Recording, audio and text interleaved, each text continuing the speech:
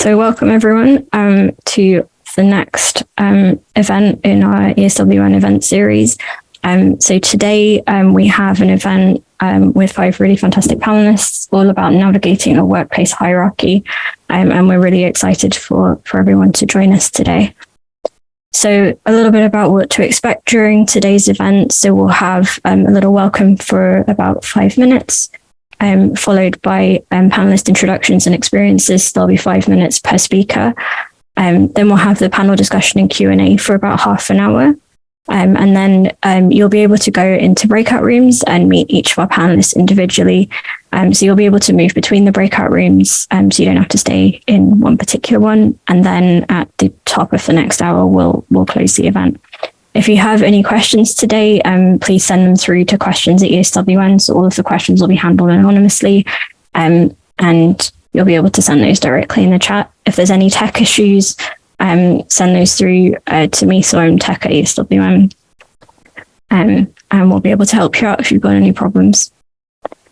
So the first thing we'd like to announce, which you would have received in the email that we sent to you, is that we have a content trigger warning. So this event has a theme that's sensitive, and the topics that we covered during the event will contain the following themes. So hierarchy, structures and forms, dealing with unfavorable behaviors, types of hierarchy, advantages and disadvantages of a hierarchy, disrupting hierarchies, how hierarchy affects folks from different identities, and lastly, good practice examples of workplace structures.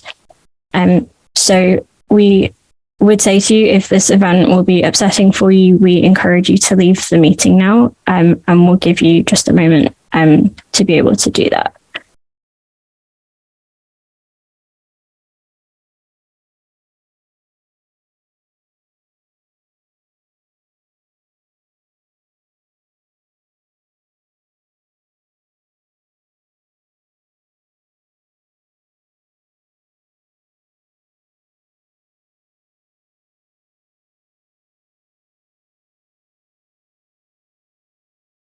So we're going to move on to the next slide now.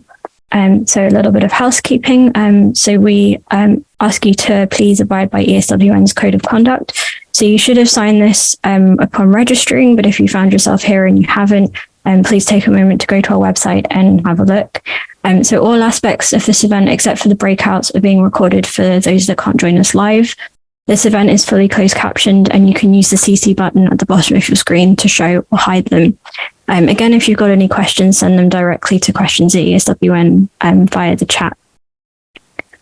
The other thing is that share your thoughts in the chat as the event progresses. So we're all virtual, and it's always really great to hear what you think.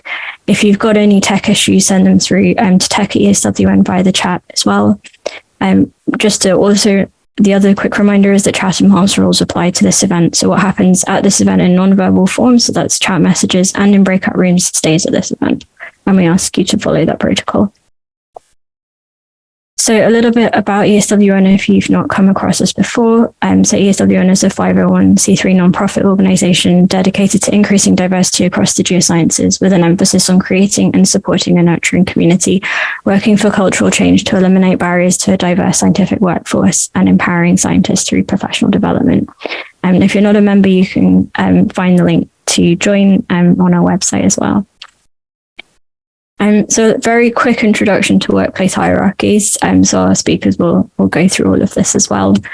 So this is essentially a structure of a leadership within a workplace. So you can see this diagram on the right over here, which sort of shows that you've got someone at the top, and then you've got all the other people that are part of the organization below. So there's positives and negatives to the presence of a hierarchy. And navigating a hierarchy is a challenge we've all faced, no matter what career stage or career sphere we're in. So it's not pertaining to one particular space. So inside it, adjacent to, or outside academia, this is probably something you'll come across. So why do we choose to host this event? So this was a direct response to our 2021 member event survey. So there were a lot of votes towards this event. So we prioritized it in the program.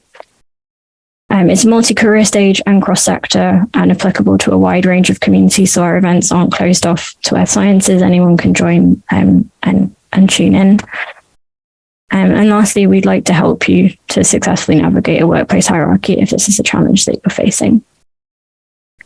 So now it's my great pleasure to introduce our 5 speakers. So we have Emma Dunne from the University of Erlangen in Germany, Sophie Laurie from the Somerset Wildlife Trust in the UK, Elena Miranda from California State University, Northridge in the US, Amanda Obidike from STEMi Makers of Africa in Nigeria, and lastly Luan Heywood, who is currently sailing on an IODP cruise. So she works with the International Ocean Discovery Program in lots of different locations, but I guess primarily the US. So at this point, we're going to hand over the floor to our speakers to tell you a little bit about themselves and their experiences. And first up is Sophie.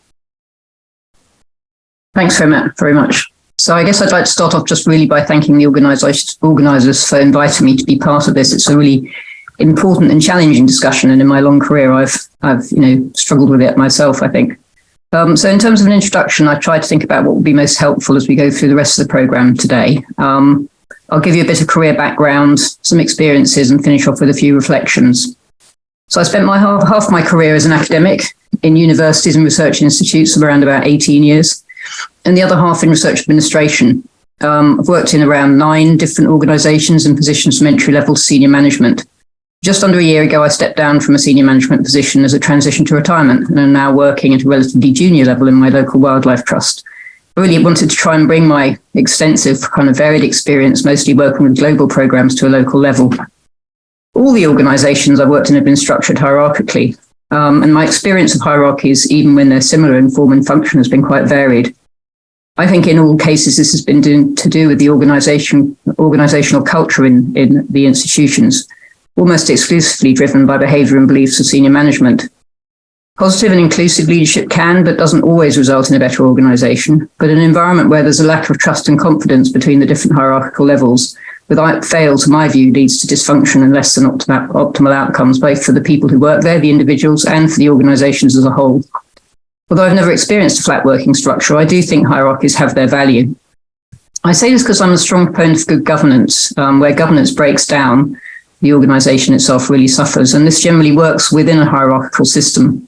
I think good governance is essential to have clear lines of responsibility and accountability to ensure that the mission of the organisation is set and monitored and delivered, and that everybody knows their roles. But I also believe it's possible and desirable to cross hierarchical boundaries. I've experienced leaders who've embraced this both positively and selfishly. So I worked directly to chief executives and regularly travelled with cabinet ministers and chief scientists, and so bypassed several layers of hierarchy in my daily work. 2 of those CEOs stand out for different reasons, and I learned from them as I went on to lead much larger teams myself. So one was an inspirational leader, extremely inclusive of every perspective while still having that higher level strategic view that I think is essential to be effective. He never hesitated to go out of his way to showcase the contribution I made and recommend me to his peers and seniors. One example I remember, which I think was sort of extraordinary, was that I joined him on his first meeting with the Director of General Science and Innovation in the UK, who was his boss, who then on several occasions contacted me directly for advice, and I even got on his Christmas card list. He introduced me to many influential individuals in the political spectrum, always highlighting what my role and value was and fully including me in conversations. Another was quite the opposite, unable to write a presentation or go to a meeting without several rounds of heavy briefing from me, and never acknowledging my input or contribution. Irrecognisable and worth to him, but was, I suppose, afraid of exposing to others the fact that he was unable to operate without my support. This crossing of hierarchical boundaries can also occur when more senior staff jump down levels in line management hierarchy and task and direct individuals in the lower level of hierarchy. This can be positive, I think, and instill confidence and a sense of value in more junior staff. But if it's done without including the responsible line manager, it can disrupt workflows and team operation if done carelessly. But I've seen examples where this has really been done intentionally to undermine and demonstrate a lack of confidence in that manager to deliver their role. So I believe leaders can be found at every level in the workplace. And it's also possible, I think essential and desirable, to include input from all staff at all levels when setting the organisational mission. That co-development helps people not only to feel part of what has been jointly created and recognise their individual roles, but it should also help them to elevate their understanding so that they can perhaps put aside their individual grievances for the higher level good. What took me a while to learn is that on the whole, sadly, in most places where I've worked, staff members are viewed as a resource to the organisation and in some respects are consumable. I was even referred to as such by a director of an institute I worked at when I was taken by my union to an industrial tribunal as a test case for a new European law on redundancy pay. Not enough attention is paid to the fact that resources are human, and the word is in there usually, but not used or understood. I think staff should be understood, nurtured, and helped to develop and grow. For nurturing the individual will nurture the organisation.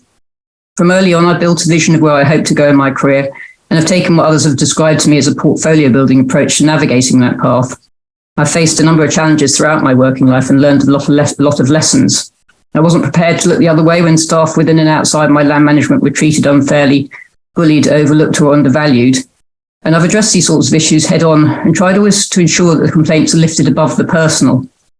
One way of achieving successful outcomes in such incidences is to enlist the support of peers, and in fact, peer pressure and peer communication can be extremely powerful when dealing with dysfunctional systems.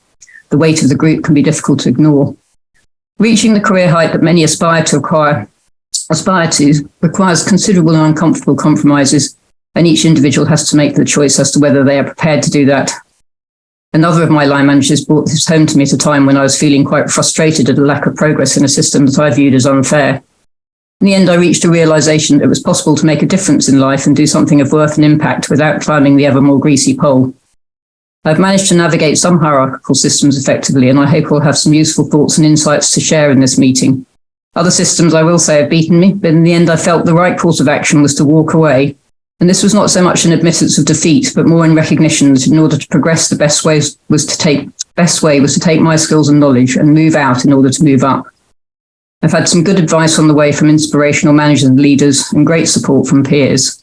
I hope as a leader myself, I remember the challenges I faced when moving through the system and treated my team members in a way that showed them empathy, valued their skills and unique contributions, and helped them to move forward in their chosen career paths.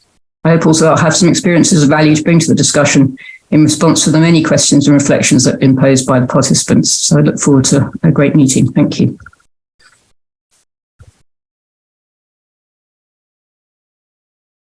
Hi, everyone. My name is Elena Miranda, and I'm a geologist and a faculty member, and my experience with hierarchies are primarily within the academic structure. As a geologist, I do have some industry experience, maybe about 2 years working in oil and gas industry, but most of my experience is with a variety of different universities within the United States educational system. And I think what I've navigated in terms of hierarchy is, in one way, a slightly positive way, I've been able to go through the tenure track system. I've successfully navigated a PhD program, and I was the first Latina hired, tenured, and promoted to full professor. I'm a mid-career researcher, and I've been able to navigate that system and understand how it works, what is prioritized, and to be quite honest, I've had to compromise parts of my own identity and presence in order to make that successful. So I was able to do that, and that's a very obvious and explicit hierarchy. Sometimes the rules by which you move through layers of the hierarchy are not completely transparent, but I've had experience navigating that. The other part of the experience that I've had in navigating hierarchy has to do with the realm of discrimination, harassment, retaliation, and bullying. I had a variety of extremely negative experiences as an undergraduate student, as a graduate student, as an early career researcher, that continued well into the time that I've been a mid-career researcher. I have extensive experience with filing Title IX complaints at universities for misconduct of other faculty members that are functioning within this hierarchical structure. I have worked with lawyers, the union that protects faculty, to try to negotiate a way out of these abusive situations that I found myself in. I learned the hard way a lot about how there's been an unwritten hierarchy to navigating complaint structures, and that the motivation for having such a hierarchy is not always in a way that allows an outcome to be found quickly or to have problems aired transparently. And so learning to navigate a largely unwritten structure that has different outcomes and different motivations depending on the institution has been another part of my education and experience going through my career. I've I've spent a lot of time doing field work in international locations. And that's another part of this hierarchical structure that when I found myself outside of my home institution, out on a boat, I was a marine geologist during my graduate student career, or in Peru, when I was a double major in anthropology and geology major, I found that those places functioned with their own hierarchy, and there wasn't even a hierarchical structure to deal with problems that arose in the field from abuse of students by faculty. That the integration of multiple institutions that made for international work obscured what the process should be, both protecting participants and reporting problems that were there. I have changed my career in the last few years to be more involved in administrative positions. I've navigated a transition from being faculty member to an administrator, and I worked in an initiative at my institution to diversify the faculty. That was a very different exposure to hierarchical structures. And I learned that the tie that binds in all of these different experiences is that there are leaders and there are people that like to be in charge. And they're placed at all levels of the hierarchy within the academic system. And too often there aren't enough leaders that recognize people's potential, their work, their literal labor, and don't use the structure of the hierarchy to promote that, to ascend talent. Sometimes the hierarchical structure is used to amass power, to keep control, to disenfranchise people that try to navigate part of that structure. And so I've thought a lot about what is visible, what is invisible, what is being created on the fly as a substitute for a hierarchical structure, and what exists, and how we can make navigation of that better.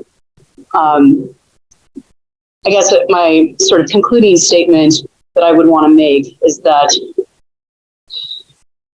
part of the difficulty in learning to navigate these structures, like it's deeply personal, and I've learned I can't extract a sense of worth, value, or self-confidence from how I fare going through this hierarchical structure. That's something I've had to learn and build on my own. I've had to find allyship outside of those structures, sometimes not within it, in order to be able to move through it to protect myself.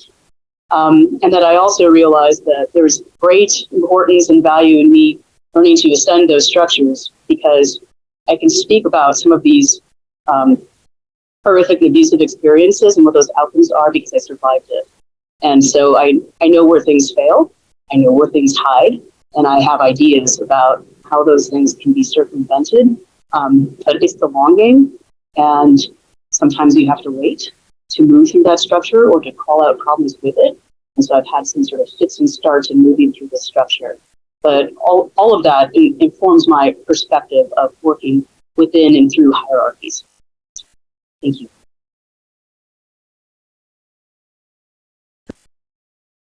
Hi everyone, my name is Emma, and thank you so much to the organisers for organising this really, really fundamental event, and to all of you for tuning in and submitting some wonderful and thought-provoking questions.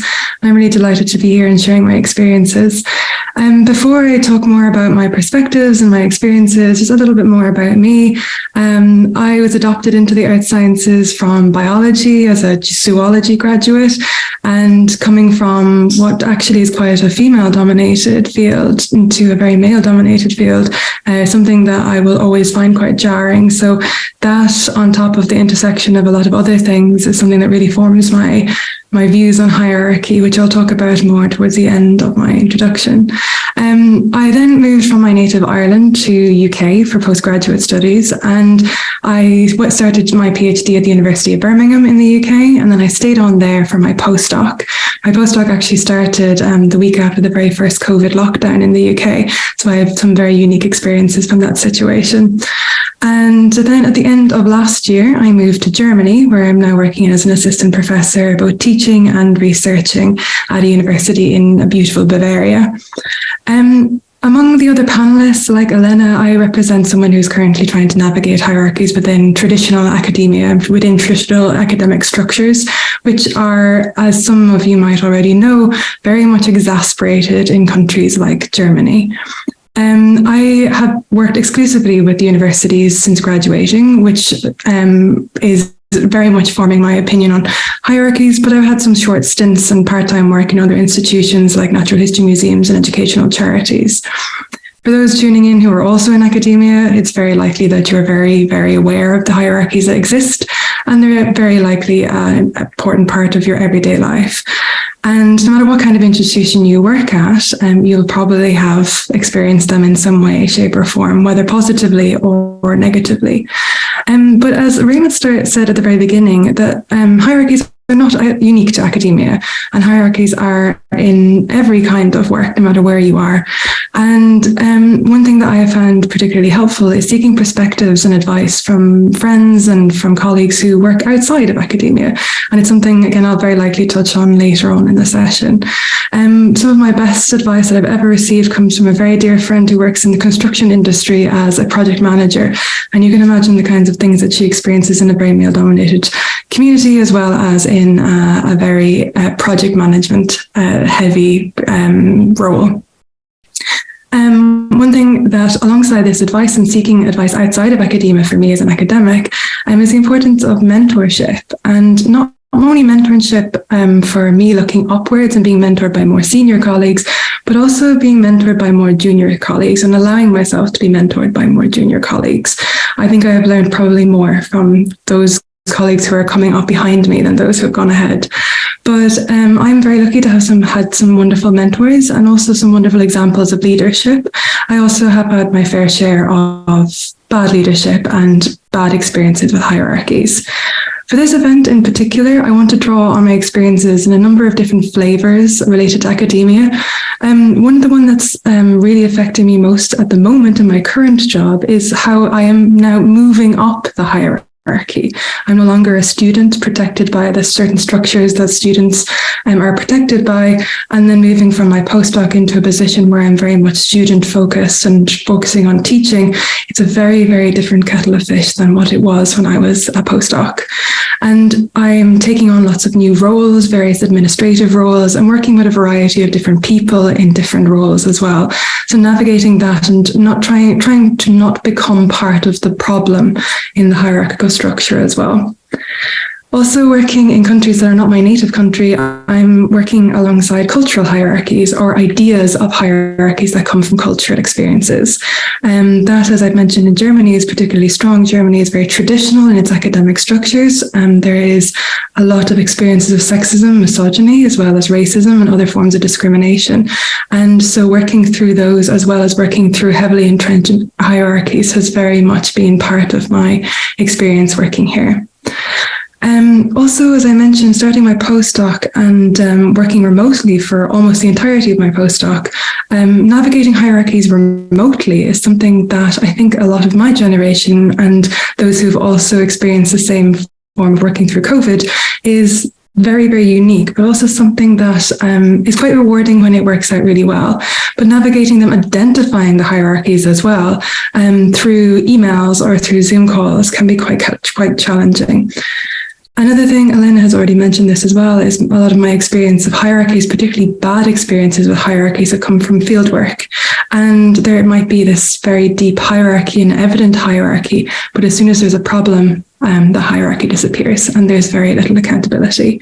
And that's something that I have experienced both on fieldwork for research purposes, as well as fieldwork where students are the focus of the trip. And it's been rather difficult to navigate.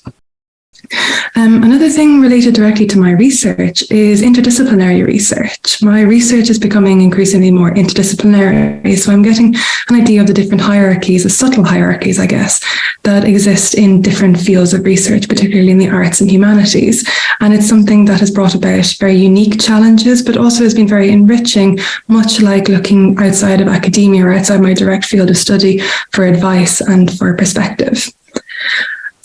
Related to that is my own field.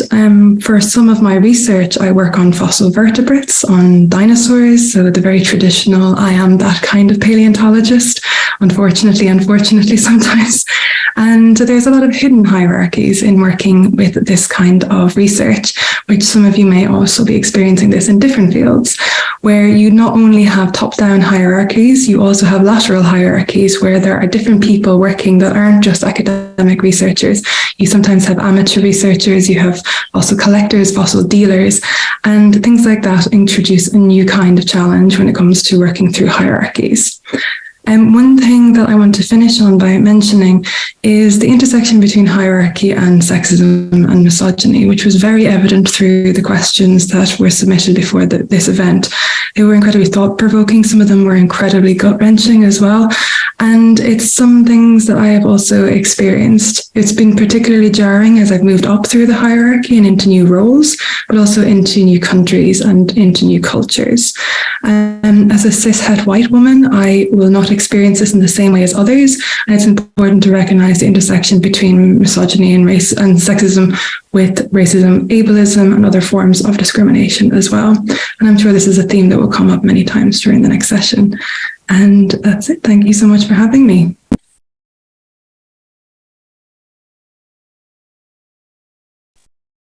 Okay, thank you so much.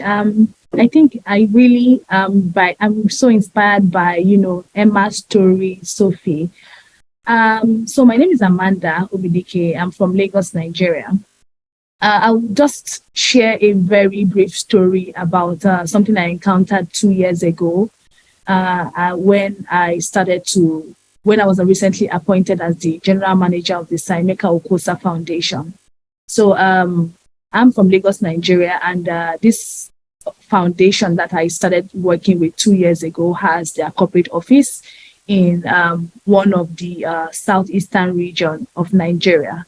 Now, when I got started, the typical thing to do was to, have an orientation with me. So I had it with the chairman, and there were 3 key things he said, and I would never forget it.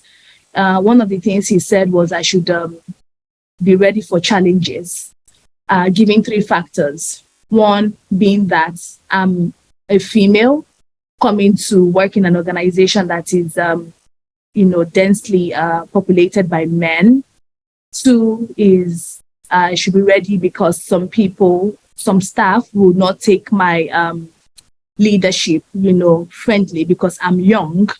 And 3, because I'm in a society where culture does not really accommodate women as leaders. When I heard these 3, typically you would be very discouraged. And in true sense, when I got started, the first month was horrible because then, all of these 3 factors started to play out. But based on extensive research and observations, I've come to realize that hierarchy is necessary to get the work done. And it can be, maybe say, a force for good, better performance. The reason is my employer saw my disposition. He saw that, yes, I'm young. Yes, I'm a woman. And yes, I'm going to be in a space where they don't really accommodate or give a kind of friendly environment for women. But he saw the capacity at which I was going to, move the foundation forward. So if you are forming or leading an organization, I believe that, our insights shared on this webinar can help us to avoid such pitfalls of, a toxic power structure. So when I see bad leadership, I usually blame hierarchy. When I say hierarchy, I mean the structure where certain people have more power or influence than others, and forcing us into dominance and aggression and conflicts. A remedy that I see that worked for me was I needed to demystify or make people clear that, yes, I'm serving as a general manager of this foundation, but one thing is I'm accessible. 2 is I would love to have a peer-to-peer mentor relationship with them. So it's not like I'm here to, provide the orders, let you know the responsibilities, but I showed that level of empathy where I'm happy to navigate and walk through with them. So now, the power structure of an organization, in Nigeria especially, have this significant influence on our interactions. It changes the way we talk to people. It changes the way whether we speak up or whether we're willing to engage in conflicts. So in turn, these interactions influence, every organization outcome that we care about, which is, doing good in the world and working for the triple bottom line or whatever our organization goals are. So if you draw a map of all the people, for example, in your organization, you have a visual representation of this hierarchy. You can see how many people are obviously at the top, whether it's one or several of these leaders. You will see how many layers there are and the distances between the layers. It matters how many direct reports, there are as leaders. I respect one of my mentor who happens to be like a key person in an oil and gas. One thing he sets clear is don't call him maybe like a GHHR, which is the group head of human resources, but call him by his name. It has a way of making people understand that outside of the position, this person exists as a person, this person exists and is willing to help you, this person exists and has empathy. And it's something that, we, especially in Africa, we really don't respect. Someone laughed at African leaders one time where they said they invited them to a conference and they got mad or they got upset when the panelists didn't use the word Your Excellency, before addressing them. I'm trying to show you how very intentional people are when it comes to designations and, hierarchy. So now the basic function of hierarchy, to my understanding, is allowing us to make sense of the world, whether it's in terms of simplifying this information and making better decisions. So when you think about it in an evolutionary sense, we should be able to throw the spear now and take down the mammoth, like they say. So one remedy I have also seen is creating a triangle rather than a ladder. So a hierarchy can take the form of a ladder or a triangle, depends on the organizational structure. But there's always a single line of people with less and less power, or a pyramid where we have lower levels get wider and wider. In a triangle, where lower levels are larger, people can offer social support to each other. You end up focusing less on status and power when you have others at the same level as you. I will borrow from the last speaker, where I believe that mentoring plays a very key role. Mentoring is not just being able to impact mentees or fellow younger colleagues, but I also feel that it's also a way of drawing insight of things that you do not see but exist that these mentees can, offer to you. Thank you.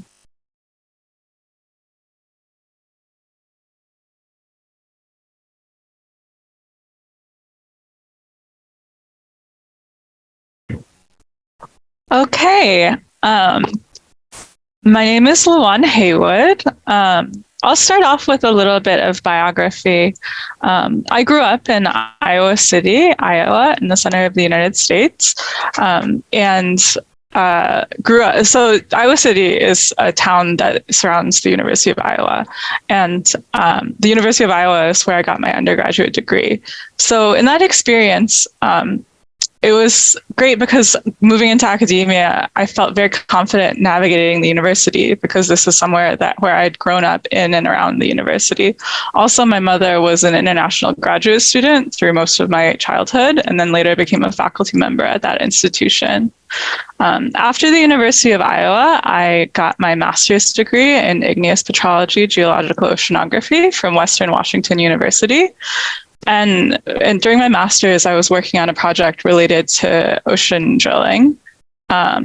So I loved research, and I still love research. But after my master's, I chose to leave traditional academic roles because I knew that if I really wanted to expand my horizons and be exposed to a variety of different research, working in one single academic department wasn't going to do it. So I started working at the International Ocean Discovery Program. And the International Ocean Discovery Program is an organization that is funded by the governments of 23 nations. What we do is scientific ocean drilling.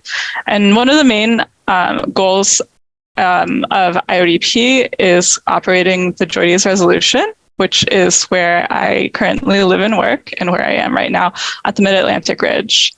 So on the Joides resolution, basically you live in a 24/7 hierarchy. There's a very strict hierarchical command system where on the ship there are about 110 people, all separated into different crews. Everyone has a manager, every crew has a different boss.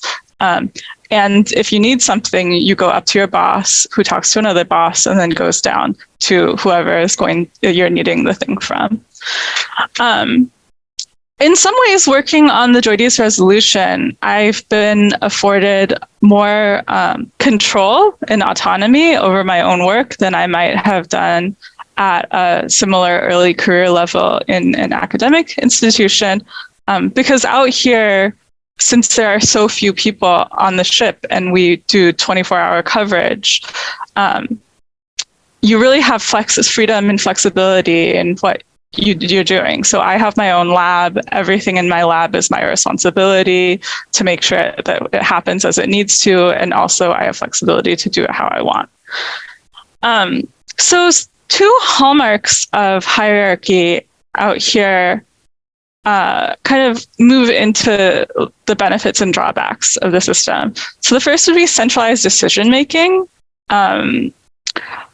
When you have people organized in a strict hierarchy, like out here, with the way the hierarchy controls the way that information flows, and can also be used to limit and control the flow of information and the flow of decision-making. This is really great in situations where there needs to be rapid decision-making. From day-to-day operations on the ship, things are constantly changing, and you wake up and in the past 12 hours, we'll be doing something completely different. So it's really great to have someone to tell you what to do in that instance, because no one can be everywhere at once. However, especially when there's a communication breakdown within the hierarchy, can lead to people feeling very helpless, especially, if there's a breakdown of trust somewhere in the chain up or beneath you. And this can be really difficult, especially in times where your role and your information that you're getting are interacting with safety. Working on a ship is not always a very safe environment. There are tons of hazards. There's tons of moving parts. That's just part of our job. And if someone else is in control over that, that's good because they're telling you what to do, but that's also bad because you might not necessarily feel comfortable. Another hallmark of the hierarchy out here is we all have very different defined roles. This is great when you need to know where to go to get something. For example, if I know who to talk to if I need something welded, I know who to talk to if I'm having an issue with the database. And then vice versa, I'm the person that you would talk to if you needed something out of my lab. Me and all of my coworkers, we work together really closely, and we work in a way where we can trust each other to do our own little part. And this is also great because the work out here can often be quite fast-paced. The downside of having such defined roles coming down in your hierarchy is that your roles can be quite limiting. Sometimes you're not really given room to expand outside of your roles. And also, again, with being out here and living and also working in a 24/7 hierarchy, it's a really extreme form of hierarchy because essentially everyone that you're interacting with, you know where they are relative to you in the organizational chart, and that's all of your social interaction for the day. Outside of the Joides resolution, something else that I've been involved with is I'm on the steering committee of Asian American Pacific Islanders in Geosciences. This is a new affinity group based out of the US for Asian American Pacific Islander earth science professionals. working on the steering committee of APIG has been incredibly rewarding for me because it kind of started at a time where I was feeling very frustrated with my own workplace hierarchy. And it became this place where really we could flourish in a more egalitarian organizational structure. So APIG, we organize events at all of the major US Earth Science conferences, and then we also organize events for each Asian American, Native Hawaiian, Pacific Islander Heritage Month, which is May. One event that I want to highlight that might be of interest to some of our attendees is at the end of the month on May 31st, we're going to have an event on the racial disparities in science funding. This is with Dr. Christine Chen, who's a member of the steering committee, who recently wrote a paper where she looked at 20 years of NSF data and found that persistently there are racial disparities in the funding rate of projects that NSF is funding. We're going to have two events. One is a seminar event, and I'll drop the link in the chat in a little bit. And then the second event is a discussion workshop that we're going to have for BIPOC only, Black, Indigenous, people of color, to discuss the findings. This has been just a really great place to build community outside of my organizational hierarchy. And that's what we hope to bring forward in all of the events that we organize. So this is actually my last cruise on the Joy D's resolution. It's kind of an interesting time in my career right now because I have chose to quit my job on the Joy D's resolution, and I am going back to do a PhD at the University of Washington, which I'll start this fall. So I'm kind of stepping out of the ship hierarchy that I've gained a lot of experience, I'm very comfortable with, and moving back into academic hierarchies. I think that this is going to be a really interesting time for me because from what I know about academic hierarchies from my own experiences, they're not always set up for people to recognize what people are bringing from their outside of experiences, their outside knowledge. However, what I strive to do in my own life, my own professional and my personal life, is to surround myself with people that recognize my value and worth, and then also cultivate in myself a sense of self-worth. Thank you.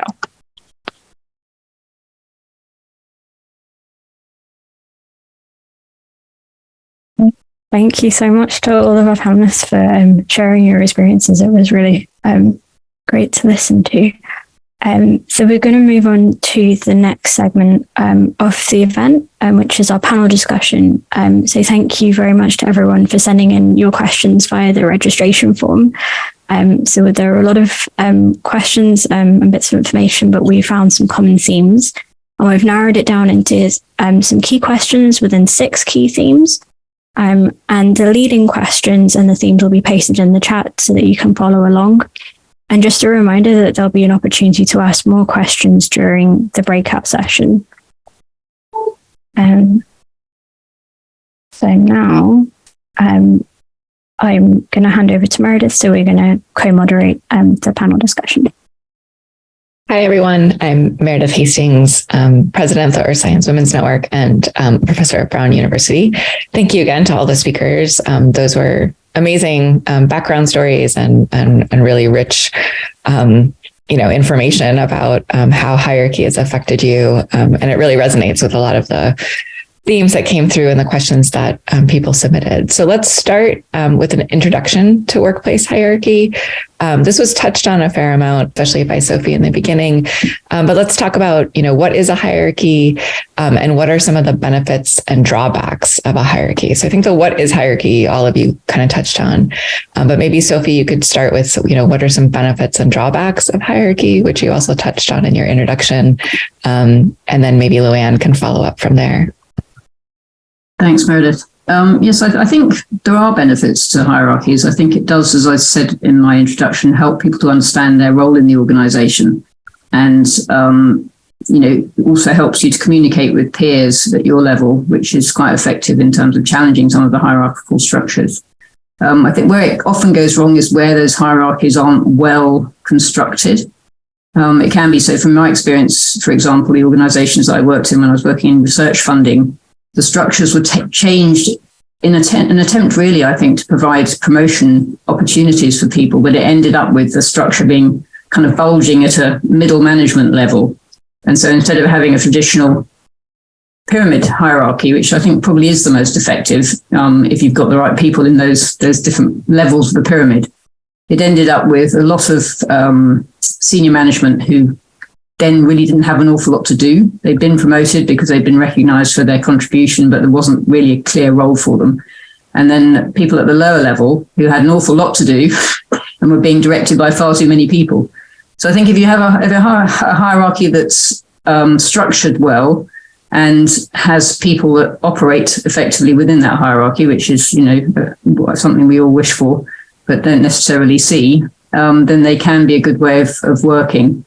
But I think one of the things that I also touched on really is the importance of making sure that when you set your organizational vision and mission, you include people from all levels in that hierarchy.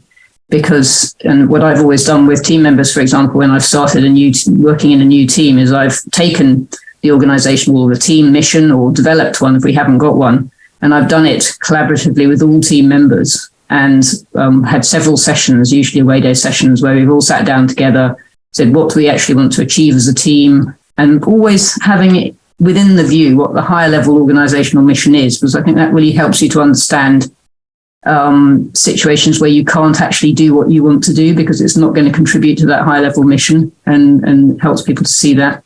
But then making sure that because it's co-designed, everybody understands what their role is in delivering that. And they have a sort of shared passion for it, really, because they've helped to develop it. So I think, you can break down that hierarchy by having opportunities to be inclusive and to really step out of it and think about how everybody can contribute. Awesome. Thank you, Sophie. And I think, we haven't actually used this word, right? But abuse of power, right, is what you were talking about in terms of the drawbacks of a hierarchy. If people use it wisely, right? And it sounds like those were great examples of using it wisely.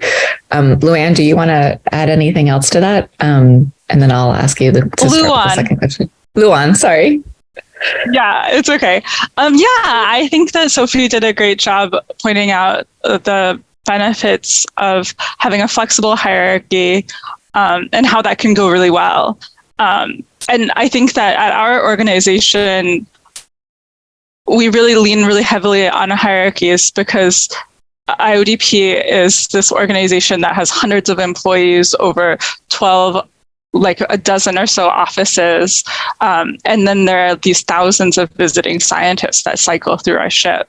I would, however, question, IODP is a very, very complicated organization, but I would question how necessary they are in probably most academic, most of these little academic spaces that we find ourselves in. I also want to double on the point that hierarchies, we know that they are very influential in enabling bullying and workplace abuse. And I think that that is kind of an undercurrent of even the way that this current panel was designed, to the point that we almost use the term synonymously, like hierarchy and workplace abuse. And we know that this can be things like, on a small level, this can mean things like microaggressions. On a large level, it can be these workplace cover-ups of harassment and assault that I think we all know about in our field. And also, I think that really a hallmark of these hierarchies is that they can enshrine built-in values about things like power, success, meritocracy, and even define the way that we think about like our career progressions in a way that's very determined and perhaps not necessarily how it needs to be. Yeah, thank you, Luan. I think that's a really critical point. And I think, you touched on this in your introduction too, that, hierarchies can really affect people differently based on their identity. And we know that there's a disproportionate impact, particularly on identities that have been marginalized in our societies. And so do you have any particular techniques that you think are, in terms of advice, for our participants to navigate different hierarchical situations. And, you're navigating these in different times of your career, in different career stages, right? So it would be great too if you wanted to comment on that. And then we'll have Amanda follow up on that as well. Yeah. I think my main thought is something that one of the other panelists, I think that it might have been Emma, mentioned in her introduction, was that really, so, hierarchies are a form of organizational control, and essentially are a form of where a workplace can assert their workplace values. And we know that in many, many cases, an average workplace value is probably something that is societally normative. And we know that societally normative values typically are harder on people of color, women, neurodivergent and disabled people, LGBTQ people. So really what has made the biggest difference for me is trying to channel feelings of lack of autonomy, lack of empowerment from my work situation into finding, using that as a motivation to find community outside of my direct hierarchy and find people that are supportive and that help me cultivate a sense of self-worth. I'll just add to that. Yeah, I think I was going to really sort of emphasize what Luan has said there, is that it always is to do with individual behavior, I think, when hierarchies fail. And so what I've found has been really helpful is to identify individuals, whether it be at a senior level or peers, who you can work with to try and change the structure so that it becomes less about what's happened personally to you. Because I've had examples where I've seen a staff member being bullied. I've gone through our processes and raised complaints around that. I've discovered that the bullying staff member has actually had a history of this, but I've still then been told, oh, it's because you don't get on with her. You've got a personal problem with that person. That's why you're calling them out. And so in order to try and get around that, because in fact, it wasn't anything to do with anything that my relationship with her, was to do with how she was treating a member of her staff that was more junior and couldn't stand up for herself. So what I did in that situation was I brought other people with me. Other people I knew had the same view and were perhaps a little bit afraid to stand up and say something. But once I managed to talk to them and really encourage them to help to stand up for this, then we could take it away from it being a personal relationship and look at it in terms of the actual behavior of the individual as being a broader and bigger challenge. Yeah, I appreciate that and the distribution of power and the focus on connecting with individuals who, you feel compatibility with. But Amanda, I would love to have you add to this discussion. You described, several situations you found yourself in that I would probably, diagnose as bullying and microaggressions, and invert sexism too. So, do you have advice, and anybody on the panel, please jump in after Amanda too, in terms of, how to manage, right, these kinds of situations and how to cope with unfavorable behaviors when you find yourself stuck with that in a hierarchical situation? Okay. Thank you so much, Meredith. I kind of echo what Luan and Sophie said. I think we can navigate through this hierarchy and identity on a vertical level or a horizontal level. I will tell you why. I have seen young budding, maybe technologists or data scientists who say that they prefer to be a junior analyst in maybe say KPMG than a senior analyst in an NGO or an organization that the name is not well known. Now, they bring this instance because they feel they want to identify with maybe the big four or esteemed organizations that are well known and have a low position than have a high position in an organization that is not well known. So it depends on, what your career goals are, maybe say given 5 years to 10 years. Now, on the other hand, one technique that I know that, people can navigate through this, like Luan said, is being able to find your wolf pack or identify a community. In this part of the world where we come from in Africa, it's really integral in what you are doing, especially if you want to thrive maybe in the academia space or maybe in the career space, maybe like on the professional level. Sometimes recommendations come in through these communities or through these, I won't say societies, but through these wolf packs that, you have these similar ideas. So I feel that it's better you have, you can tap in or build this community around where you have mutual persons that think like you, that are maybe pretty ambitious, or you want to thrive in XYZ. It's a way of, accessing resources. It's a way of accessing that confidence that you need in the workplace. Because I've seen over time how, mentors play a very key role in terms of building their mentees up for them to thrive or, move to the other, to move to a higher level. But it also takes confidence that they need to navigate through. I shared an example when we got started about how my employer pre-informed me of the dangers or the kind of aggression or sexism I'm going to see in that space. So even if he had warned me, it kind of took me to have confidence. It took me to build myself up to say, if these issues happen or if these things occur, how will I be able to scale through? So I just shared one of the things is, having to identify your wolf pack, identify a niche that you can grow with. Another thing is being able to have that confidence that you need to, stay on that particular position or have the will to move to the next.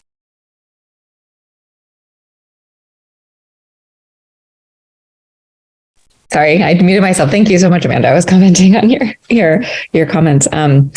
Elena, I'd really love to invite you to talk about this too. I mean, I think that Luan's examples of, how hierarchical the Joides revolution is, and, necessarily in some ways in the way that organization is structured. But, academia is infamous for being extremely hierarchical. And you touched on that a fair amount in your introduction. So do you want to give some advice and ideas on how you can, identify these types of issues within the hierarchical structure?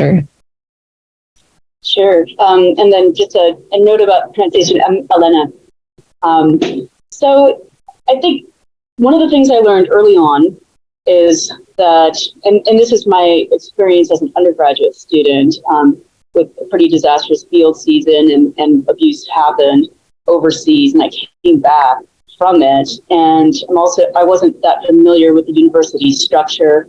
I didn't know who to go to. I knew that there was a department chair, and I knew that there was this professor that had done this, and I didn't understand what the role that a dean had or any of this. And so I went to a department chair by myself. I was 18, and I told her about abuse that happened with one of the faculty members. And I trusted that process would work, that triangular structure allowed for problems to ascend to the person at the apex that was the most responsible. And that was not a correct assumption. This situation had spiraled out of control, and after I was stalked for several years, I found a mentor within the geology department who took me to the dean. And we went to the dean to talk about this, and the dean brought in the department chair. And she had told me and the dean that if only she'd known about this earlier, there would have been something that she would have done about it. But I was in her office, and I knew that, and she knew that, and I was too scared and shocked to say anything. So I learned at age 18 that you keep the receipts and you follow up with meetings that happen in person. And I've used that technique to document 10 years of abuse that started as a graduate student. I used that to document what had happened to me during maternity leave and tenure, where conversations that would happen at the hallway, conversations that happened when I was caught at my doorway, I put those onto the written record. And I learned to set those conversations up about, I want to follow up about this thing to make sure that I understood you correctly. And then I put in, what had happened and following up on that. And I also learned to contrast my experience with what I saw happening to other students or to other faculty, so that there was a very clear comparison. And then in the United States, we were trying to document discrimination, harassment, retaliation. Part of it is establishing that you are treated differently based on some aspect of your identity compared to similarly situated peers. And so when I try to recall those situations and I email that person and CC me on that, I lay out what's happened to me and in comparison and what, the standard or the protocol or the accepted unspoken rules about it are. And that helped me establish ways of moving around this, or at least seeking out help at other offices, so that no one could ever tell me about a conversation that they wish they'd had with their dean and be lying through their teeth about it. So that's been extremely helpful. I've saved, all sorts of emails, because there's a boldness to it too, where people will say it to your face and they will write it to you. And I saved all of those things. And so that's been really helpful. A third strategy, and sort of a newer one, is the hierarchy is generally shaped like a pyramid. But when you're in an organization long enough, it's important to take note of who pushes on who and what motivates each level of that hierarchy. What makes a dean push down on a department chair? What makes a provost push down on a dean? And learn enough about the organization to understand the pressure points at different levels. A mentor of mine who worked in the Title IX office had told me that oftentimes when you're asking one person directly up the chain, they don't really have to give you what you're asking for. And so you must triangulate to find out who's leaning on that person and make your request or make your demands or make it obvious and transparent enough that it's showing an understanding of where the different pressure points are on those people. And you triangulate so that if you can't get direct action from the next level up, there's a way to move around it. It takes some soft skills to not make it sound like you're going to the manager every time. But those are some skills that I've learned to try to steer out of these situations.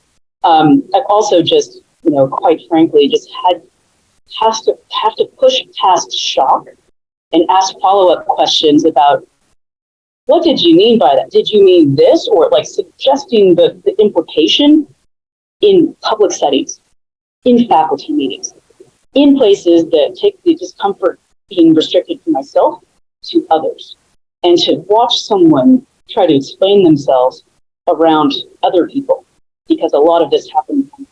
So pushing it in a public forum, keeping the receipts, and figuring out the triangulation has been successful in many cases, but not all, in my experience.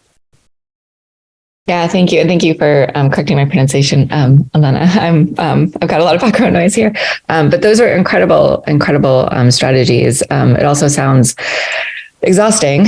And so clearly we also need to be pushing for cultural change within our hierarchical structures to really prevent these abuses of power. But those are fantastic strategies to take into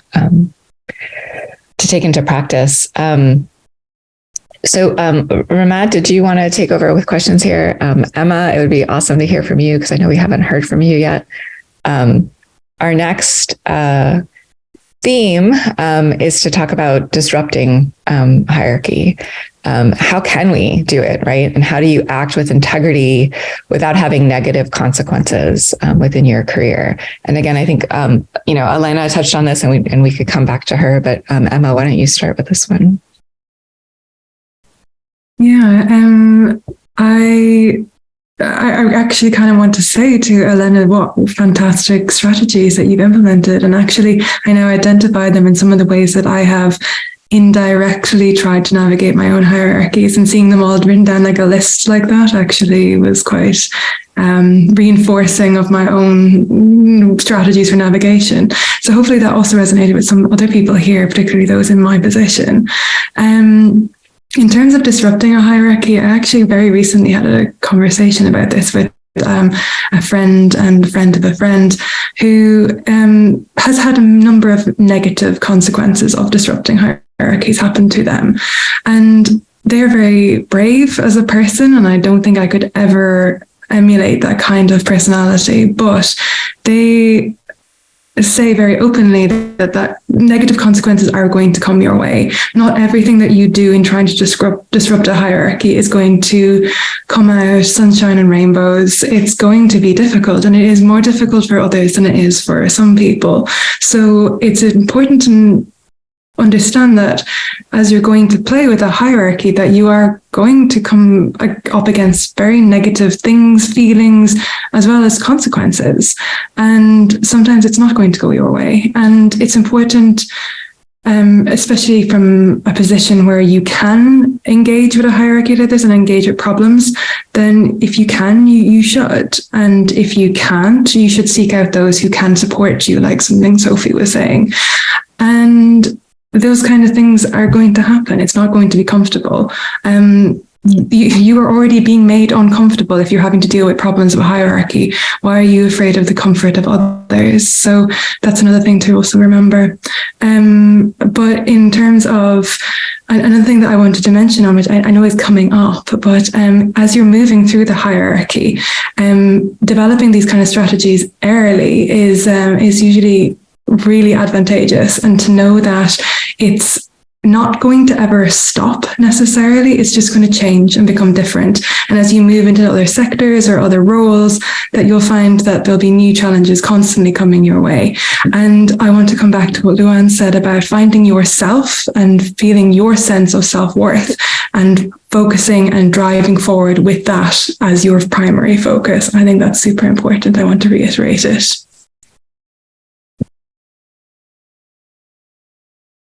I know Luan's got her hand up, so I'll move to her next. I think that Elena was kind of alluding to this earlier, but I want to retouch on this point that hierarchies are extremely complex intersections. It's not just what's on the organizational chart. There's so much more, whether it is age or seniority within the organization, or but also things like how much sense of belonging someone feels in a certain organization, or how much social capital they have. I also want to say that when we think of hierarchy, we also need to remember that hierarchy isn't just what happens above you. It isn't just how you interact with people that you perceive to be above you in the hierarchy. I think Emma was kind of leading into this. So one example is on the ship. For years, I was the most junior and also the most young member of the crew. And in that sense, I was very low down on that hierarchy. However, as I moved through different spaces on the ship, there are some spaces and some conversations where I have an immense amount of privilege, since I'm there kind of representing the client in this situation. So I think that's important to kind of bear in mind as you're moving through spaces.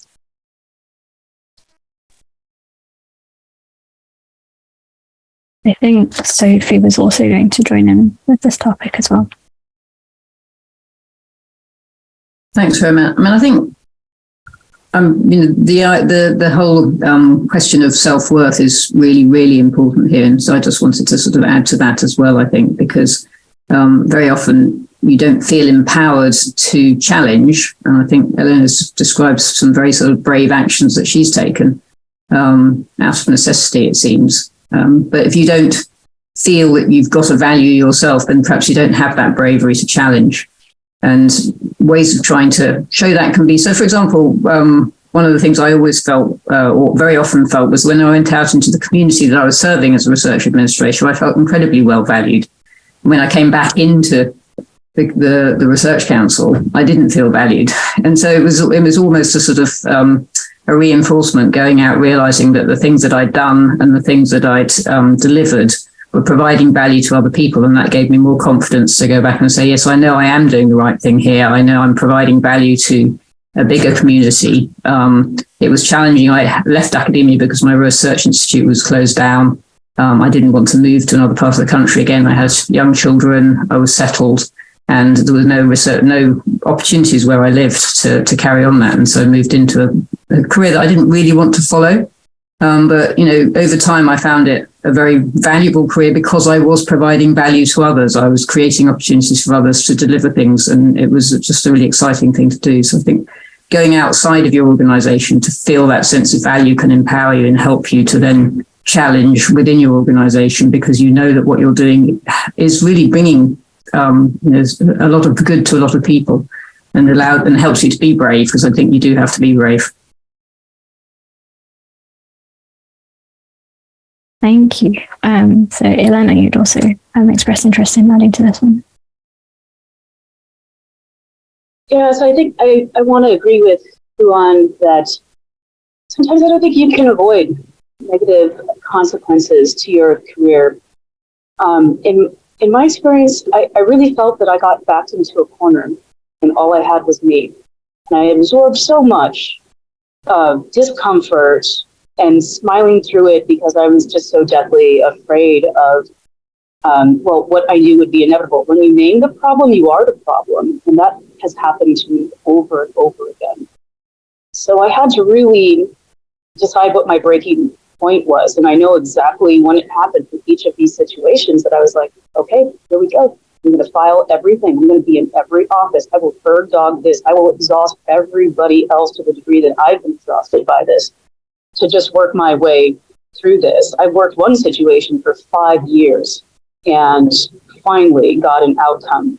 But that sort of dogged determination, exhaustion comes at a price.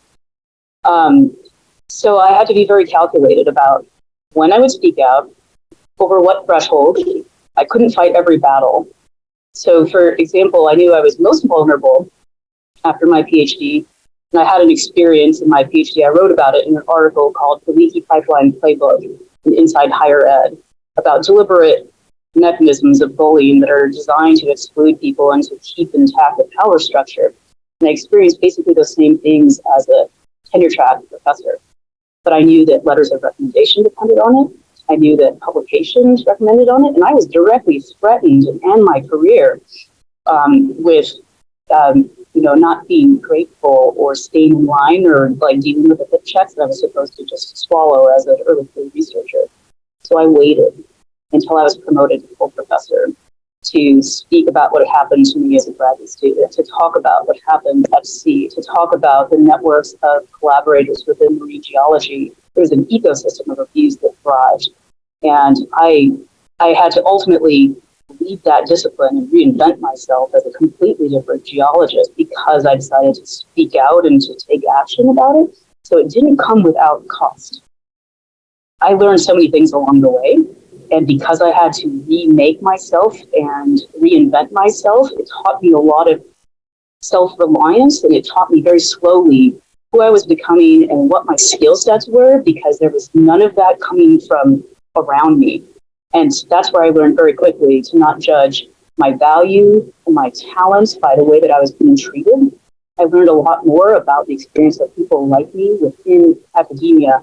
I have this intersectional identity as a woman, as a Latina, and my parents didn't go to graduate school, so I feel in some ways like a first-generation college student because of that sort of familiarity. And instead of starting to see what was happening to me in terms of this is happening to me, it's happening to Elena, I started to see the trends like this happens to everybody like me. And then once I was able to take it less personally and just realizing like, you're just a number kid, like this is going to happen to anybody with a different name that's like you, that doesn't think that things roll downhill to them constantly. If you fight back, if you're outspoken, if you don't know your place, this will always happen to you. And this has always happened to me. And so that started to shift what I would fight about. I lost friends, I lost colleagues, I was ostracized in my department, but I learned that the people that were fair weather friends or the allies that slap your back after you leave the meeting were like, I really like what you said there. And where were you during this? I learned that those weren't really my friends or my colleagues or anything to begin with. I have a very different sense of identity, self, and social construct. And once I separated those, once I couldn't be hurt by it, once I had nothing left to lose, then I was more powerful than when I was. And that the scale of loss that happened at the same time of being outspoken.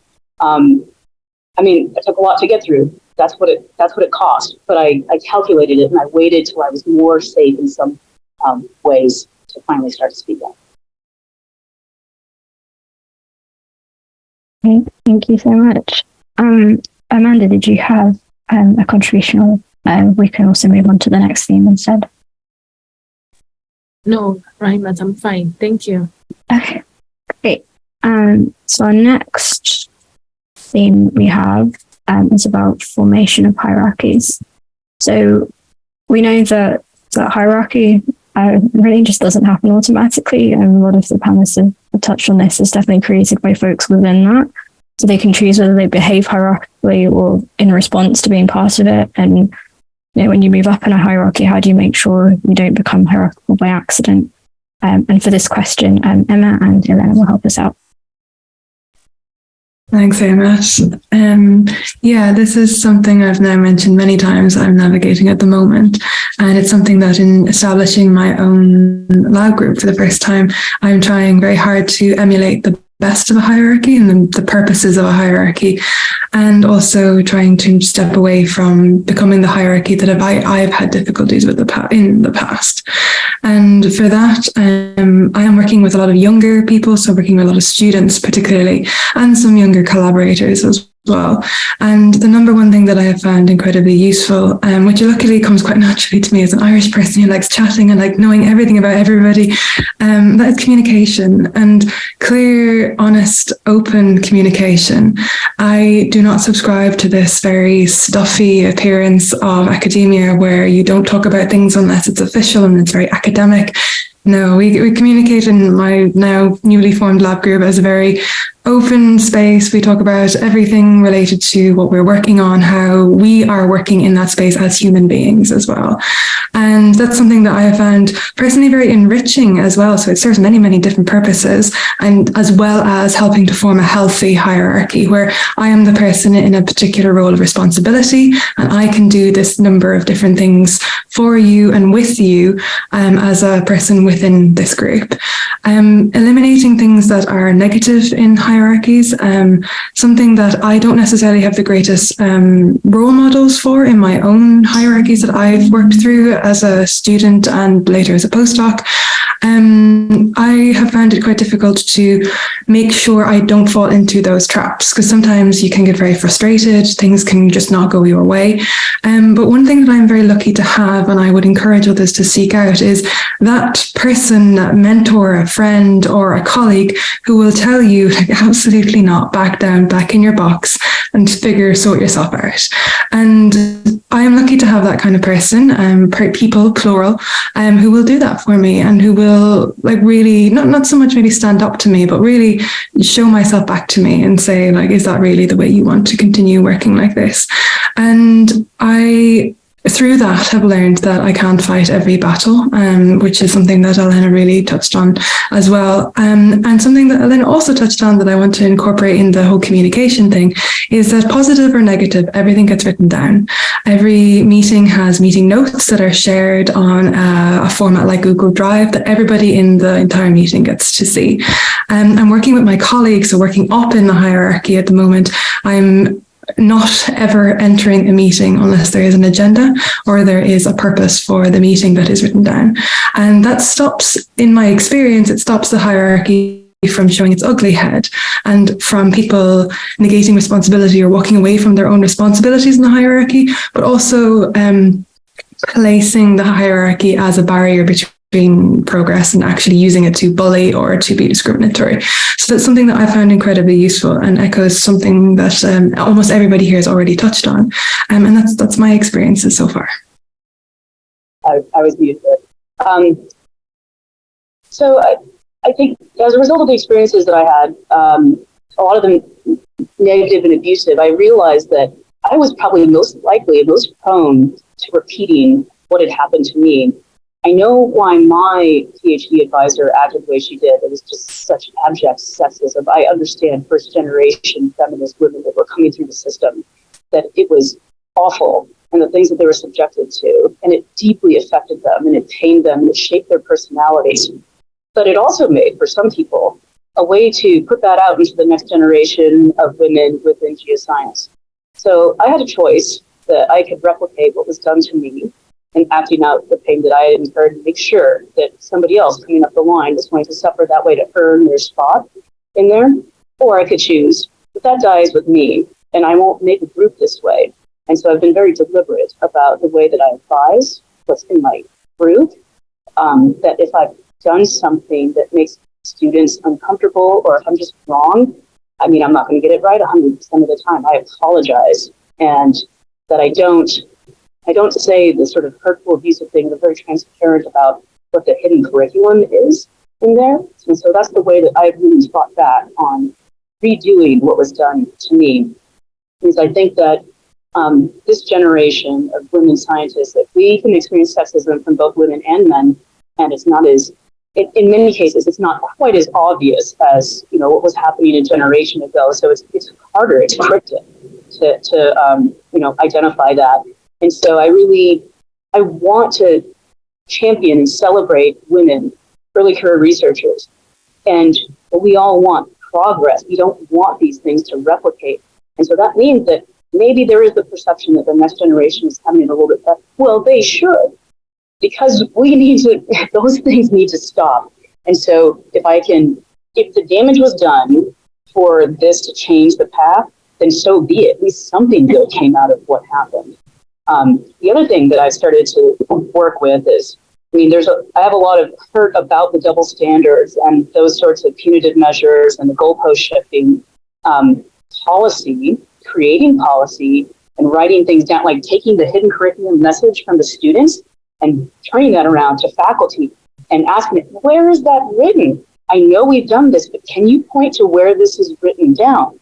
Or when something shady is going on, to know all of those policies. So I've had to be kind of a policy nerd about like knowing what's on the department personnel, what's on the college personnel. And I kind of laugh about it. I'm a little bit cynical, but it's so useful to point to what is there, what's assumed, and who's got a little special agenda, and making them write down. And taking the things that have happened to me and, you know, putting this forward like, oh, well, if this is the standard that we want for tenure, then great, let's write that down for everybody. And that somehow, oh, we don't want that for everybody. So I have to swallow that part of it, about what was done to me, and just focus on, if we just write down this policy, it's uniformly applied to everybody, that gives a better stepping stone for really changing things over time, and also getting used to training my colleagues to create policy and think about, how do we push on that? Can this be broken in some way? Can this be, you know, done an end run around?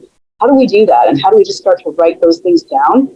And so once you're at that point, then you can start to have conversations about enforcement, which is a different ball of wax, but it's moving in the right directions. Writing these things down and having them sort of evenly applied so that it's not an ad hoc decision by somebody wanting to book check is a really extremely important way of like making sure that things that happen to you on the way up don't get to happen to the next generation, and realizing that, like, yeah, sometimes you're just going to get the short end of the stick and it happened to you, but at least if it can't happen to others, then that's progress.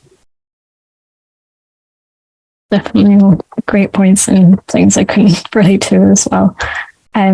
So we're on the final theme.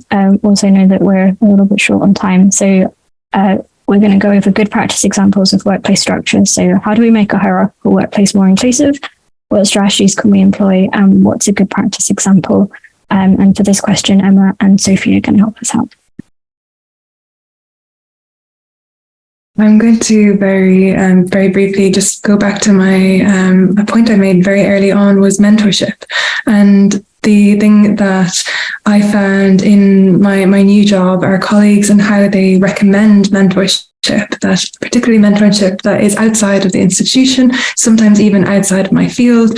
I am still within academia, but to get that better perspective. And I think one of the best strategies that we can do at the moment, as things are changing, as Elena has mentioned, that the best thing that we can do is recommend that our staff members seek mentorship and don't Don't think twice about finding perspectives outside your institution. Your institution, your field of research is not the be all and end all of your experience, and you are the most important person in that. So finding your perspectives, finding your sense of self-worth through seeking other perspectives is incredibly important, has been transformative for me, and I hope will be transformative for those who go to seek it out too. I've got one really practical example, which was quite unusual and it's never been used again in organisations that I worked in, which was very early on in my career, or quite early on in my career. There was such a lot of discontent across an organisation that I worked in that they actually put in a sort of an opportunity to contribute anonymously in a live discussion across the whole organisation, where we had computer consoles where we could write comments down. Nobody knew who was saying what, but it was all being put up on the screen. And that was just a really powerful way of surfacing problems. And we then did a lot of work on identifying what those problems were, the themes of those problems. And then we asked people to volunteer to take leadership to try and work out how to solve those challenges. And those people could be from anywhere in the organization. They didn't have to be senior staff. So it gave individuals across the whole, totally non-hierarchical, across the whole structure, the ability to then sit down, pull together a group of a small working group to try and address the challenges. And then actually I was chair of the overall exercise to make sure that it got driven forward and that we actually delivered on it. And that gave, a huge amount of opportunities to really allow people to be included, allow people to show that they had the ability to lead wherever they were in the organisation, and developed a lot of trust, I think, because it really showed that the organisation itself was willing to hear very openly about some of the the problems that it was facing, and I thought that was a really great example. Luan, you have your hand up. Oh, I know we are so short on time, so I'll make this fast. I do want to say that I think that all individual solutions to these issues are fundamentally limited, because across the world, we see in higher education, in every sector, we see stripping away of labor protections, and that is resulting in our fields becoming more and more unequal. And I think that as long as these trends are perpetuating, there's always going to be workplace conflict, but also abuse is conflict plus power differentials. So there's always going to be workplace abuse resulting from hierarchies in this larger regime.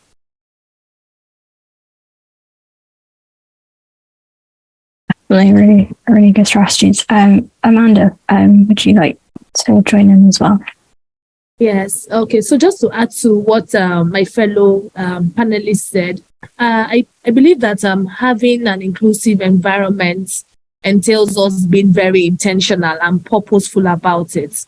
A lot of times, HR or DEI experts get to design, better policies or better approaches towards inclusion, but then we are not measurable enough. We don't have scorecards that say how well has this approach been, or how have we been able to identify this unconscious bias in the workplace. So a lot of times, maybe we may focus on, say, people of color or the Latinos. I'm not saying that's wrong, but it's also a way of evaluating allies, the men, the marginalized, the people of color, etc. So it's about us, having a measurable approach towards being purposeful.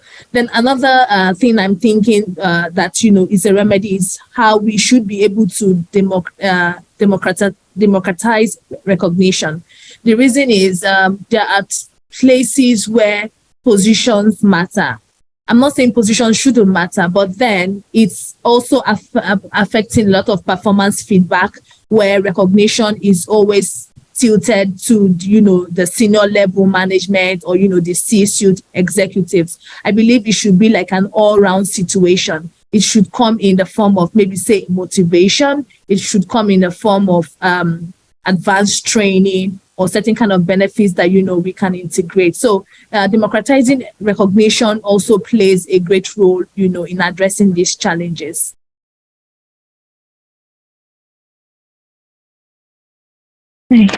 And Elena, would you also like to contribute? Yeah, I'd like to just second a lot of what the other panelists have already said, that the solutions in the long term cannot be solely from individuals. It cannot rest on the shoulders of people with intersectional identities.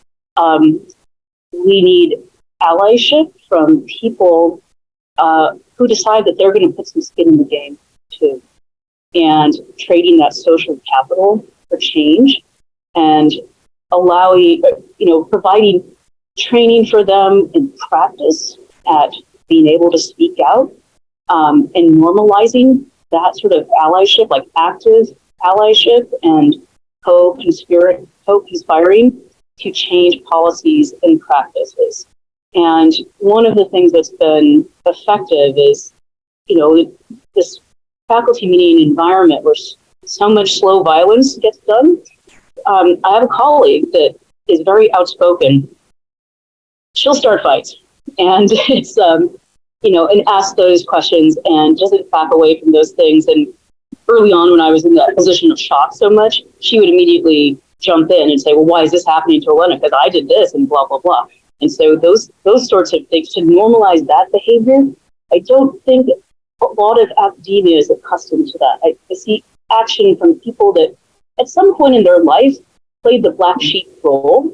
They're more comfortable with being that person that's visible, and so changing the dynamic to make that a more commonplace result is important. It also means building bridges with leaders to build the next generation of leaders.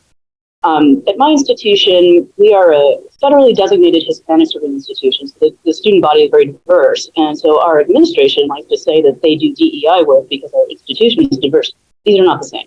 And this is specialized knowledge that leaders have in working with students, faculty, staff of color to diffuse racially charged, gender charged situations. We have to normalize having these uncomfortable conversations, and we're just not there yet. And I think part of the long-term solution is also getting people that, like women, people with intersectional identities in a variety of different ways, to assume these leadership roles, because the perspective that we bring in having these experiences, we know how to make them better. And so we just need to be given the latitude and the resources and the time to be able to do that. And so development of leaders, the next generation of leaders, the diversity that we have within earth sciences, and making sure that these people, us, ascend through this and are trained on how to be even better leaders, I think is a big part of the reasoning behind diversifying the workplace, to really affect that change at multiple levels. It can't just trickle up. It doesn't work that way. So that's my 2 cents on it. Definitely agree with all of this. So this brings us to the end of the panel discussion, and we'd really like to thank everyone on our panel for such an awesome discussion with lots of different perspectives and insights.